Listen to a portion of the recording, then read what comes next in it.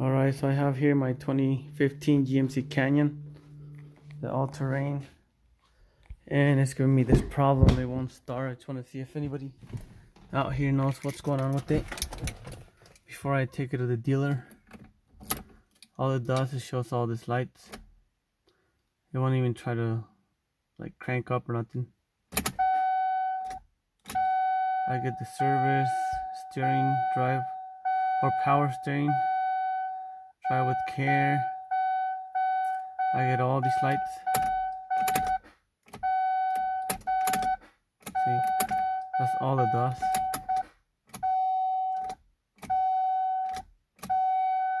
Turn the key forward and back, and nope.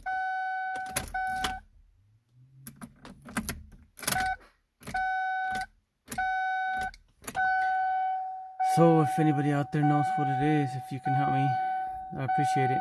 Thanks. Or if I do end up knowing what it is, I'll let you guys know. Thanks.